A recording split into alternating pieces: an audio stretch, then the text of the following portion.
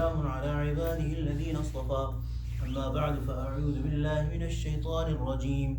للرجال نصيب مما ترك الوالدان والأقربون وللنساء نصيب مما ترك الوالدان والأقربون مما قل منه أو كثر نصيبا مفروضا. وإذا حضر القسمة أولو القربى واليتامى والمساكين فارزقوهم منهم وقولوا لهم قولا معروفا وليخشى الذين لو تركوا من خلفهم ذرية ضعافا خافوا عليهم فليتقوا الله وقولوا قولا سديدا. صدق الله العظيم وبلغنا رسوله النبي الكريم ونحن على ذلك من الشاهدين والشاكرين والحمد لله رب العالمين. Surah Nisa, rulings about the general life of Muslims is going on, and some very important rulings about killing the rights, the customs of Jahiliyyah, of the days of ignorance, are going on.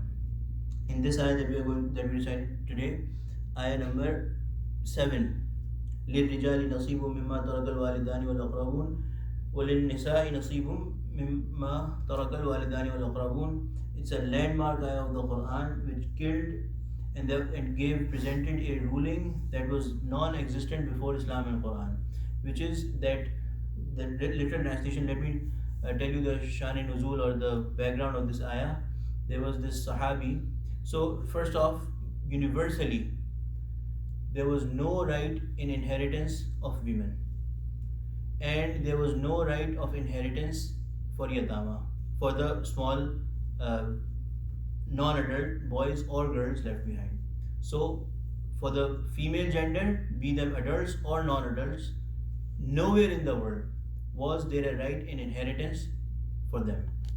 And for males, kids did not have any right in inheritance.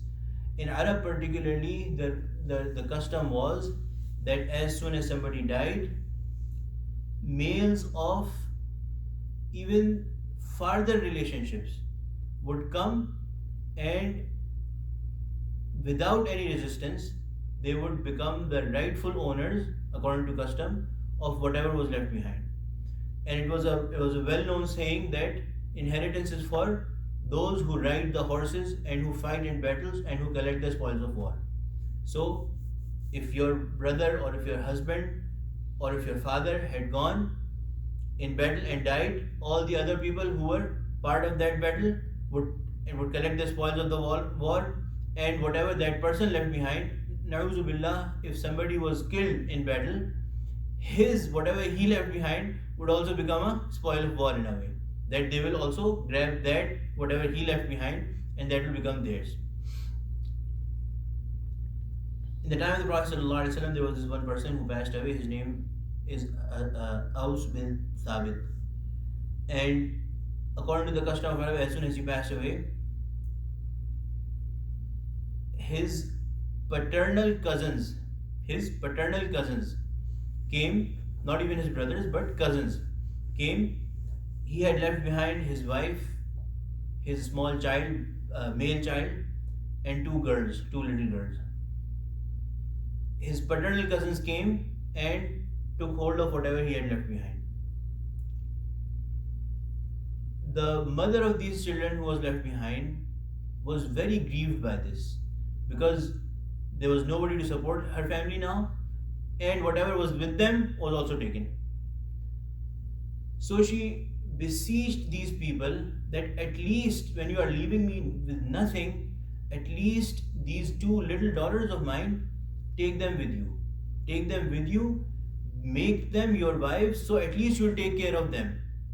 Leave me and my male child, but at least take care of these two little girls, make them your wives, and in that way at least you'll take care of them, of their needs. So they said, no, we don't want to take their responsibility, keep them with you, and took all the wealth and went away. Then she came to the Prophet ﷺ and told him her story. In the Quran, Allah subhanahu wa ta'ala had by that time not given clear rulings about the wirasat or inheritance. So the Prophet ﷺ kept quiet, did not respond to her, but in his heart he knew full well that this cruelty will be clearly addressed by Allah subhanahu wa ta'ala. And very soon this ayah came. The translation of this ayah is لِلْرِجَالِ نَصِيبٌ مِمَّا تَرَكَ الْوَالِدَانِ وَالْأَقْرَبُونَ. For men, لِلْرِجَالِ, nasibun is shared within mimma tarakal walidani wal aqrabun, whatever is left behind as inheritance by the parents, wal aqrabun, and the nearest of kin. Walin nisa'i nasibun mimma tarakal walidani wal aqrabun, and for women, for females, there is a share in what the parents and the nearest of kin have left behind, mimma qalla minhu aw kathur, be it small or be it large. So Allah subhanahu wa ta'ala, the beauty of this ayah is, the Quran is what, 6,500, 6,600 sentences. And in this concise book, Allah subhanahu wa ta'ala has given the rulings of all humanity.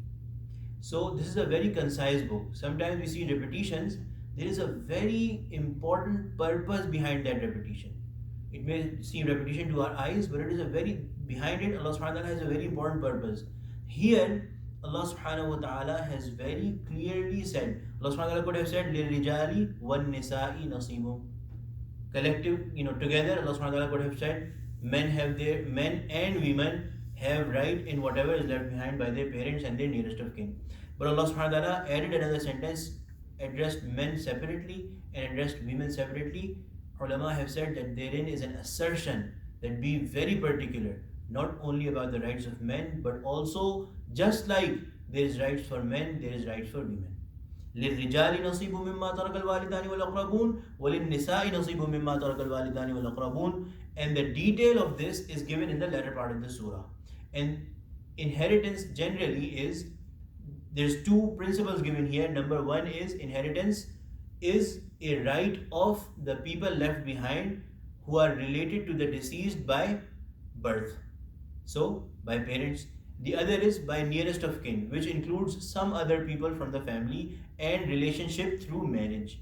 Otherwise, if a husband died, if it was only walidan, then wife would not have got any share. So Allah subhanahu wa ta'ala mentioned clearly, walidan wal aqrabun, walidan wal aqrabun. So Allah subhanahu wa ta'ala established the principle here, and then a few ayahs later, that ayah also came with this ayah, in which Allah subhanahu wa ta'ala specifically mentioned what is the share of who. And in light of that, the Prophet ﷺ decided for the case of that woman, the widow of Aus bin Thabit, that 1/8 of whatever was left behind was given to the wife, the widow, and then the remaining part was given half to the male child, and then whatever was remaining, it was each divided into two and given to the women, the female child. And there is wisdom behind it, because the reason is that males have to take care of women. That is the reason. Sometimes the question may arise in our minds that why did Allah subhanahu wa ta'ala give double the share of female children to male children? The reason is that the whole responsibility of taking care of women has been put upon the shoulders of men. That is the reason why Allah subhanahu wa ta'ala has given them double the share of women. We'll come to that inshallah in detail when we come to that ayah. And then another thing, mimma qalla minhu aw kathur, whatever, be it small, be it more. So two things to remember here. Number one, as soon as somebody dies, people and this is prevalent in our cultures as well, that people are very careless. His clothing you can take, his watch you can take, his jewelry you can take. That is absolutely impermissible in Islam.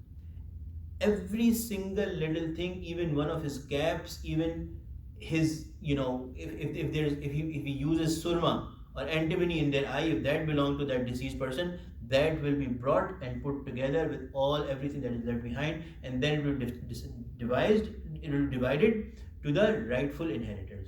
Nothing can be picked up and given to someone by the authority of anyone. No, it is the Sharia that is going to decide, and the inheritors will get it. If somebody does that, the giver is also sinful, the taker is also sinful, and the taker has to return that if that has happened. So we should look around in our families. I'm pretty sure that such things happen in our families as well. We should be very careful about it. May Allah subhanahu wa ta'ala protect us. The other thing is that here mimma qalla minhu aw kasur also means that also this is impermissible, that certain goods would go to certain people as a matter of right. For example, what happened to you, what used to happen in Arab people was that the sword and the shield would go to the young adolescent, the new warrior basically, who was going to become a warrior. He would need a sword, he would need a shield. So that would be given to that as a matter of right. Allah subhanahu wa ta'ala has quelled this custom as well. Everything will be brought forth, everything will be divided equally and justly, and then after something has been given, then these people, the inheritors, with their own will can exchange goods out of their own will. That is a totally different thing. That is just like me exchanging something that belongs to me with someone else, anyone else in the world. Anyway, in the meaning of aqrabun basically means, aqrab means the nearest of kin, not family overall, but the nearest of kin. So the nearer the person, the more precedence he will or she will be given, depending to their relationship with the deceased. For example, a person dies, their son will be considered nearer, or their daughter will be considered nearer to the deceased person compared to their grandchildren. So there might be a hypothetical case where, and it's not only hypothetical, it's very prevalent too, that if grandfather died, right? Now there is 2 or 3 sons and 2 or 3 daughters, and they are apparently well off. Then there's one of his sons has passed away before him or whatever, and his grandchildren are very poor. According to Sharia, the grandchildren will not be given the share will be given to the sons and daughters. And there's a wisdom behind it, because need is a relative thing and it changes from time to time. How much need is need? In the time of Sahaba, if the Prophet ﷺ has said that if somebody has vinegar in their house, they don't need curry. So that was the standard of that time. Can that standard apply here? That if somebody has very little things, will we be happy? We will consider them needy. So these standards of being needy or not needy keep on changing.